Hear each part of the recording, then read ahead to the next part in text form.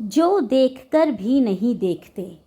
कभी कभी मैं अपने मित्रों की परीक्षा लेती हूँ, यह परखने के लिए वह क्या देखते हैं। हाल ही में मेरी एक प्रिय मित्र जंगल की सैर करने के बाद वापस लौटी। मैंने उनसे पूछा, आपने क्या क्या देखा? कुछ खास तो नहीं, उनका जवाब था। मुझे बहुत अचरज हुआ, क्योंकि मैं अब इस तरह के उत्तरों की आदी हो चुकी हूँ।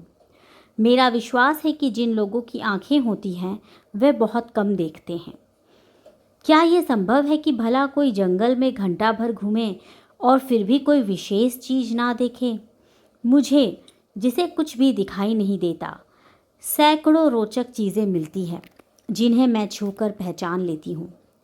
मैं भोजपत्र के पेड़ की चिकनी छाल और चीड़ की खुरदरी छाल को स्पर्श से पहचान लेती हूँ। वसंत के दौरान मैं टहनियों में नई कलियां खोजती हूँ। मुझे फूलों की पंखुड़ियों की मखमली सतह छूने और उनकी घुमावदार बनावट महसूस करने में अपार आनंद मिलता है। इस दौरान मुझे प्रकृति के जादू का कुछ एहसास होता है। कभी जब मैं खुशनसीब होती हूँ तो टहनी पर हाथ रखते ही किसी चिड़िया के मधुर स्वर कानों में गूंजने लगते हैं।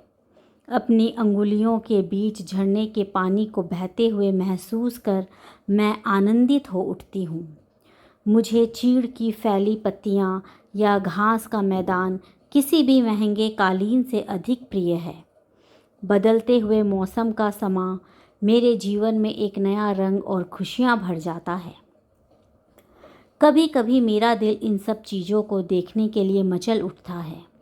अगर मुझे इन चीज़ों को सिर्फ छूने भर से इतनी खुशी मिलती है तो उनकी सुंदरता देखकर तो मेरा मन मुग्ध ही हो जाएगा। परंतु जिन लोगों की आंखें हैं वे सचमुच बहुत कम देखते हैं। इस दुनिया के अलग अलग सुंदर रंग उनकी संवेदना को नहीं छूते। मनुष्य अपनी क्षमताओं की कभी कदर नहीं करता। वह हमेशा उस चीज़ की आस लगाए रहता है जो उसके पास नहीं है। यह कितने दुख की बात है कि दृष्टि के आशीर्वाद को लोग एक साधारण सी चीज़ समझते हैं, जबकि इस नियामत से ज़िंदगी को खुशियों के इंद्रधनुषी रंगों से हरा भरा किया जा सकता है।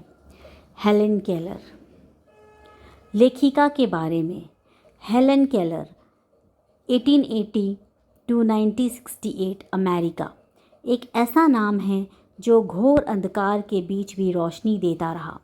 कल्पना करो कि जो ना सुन सकता हो, ना देख सकता हो, फिर भी वह लिखना, पढ़ना और बोलना सीख ले, भरपूर आशा आकांक्षा के साथ जीवन जीने लगे और उसके योगदान दुनिया के लिए यादगार बन जाए।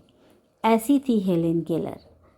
जब वे 1.5 वर्ष की थी, बचपन की एक गंभीर बीमारी की वजह से उनकी देखने और सुनने की शक्ति जाती रही, लेकिन उन्होंने हार नहीं मानी।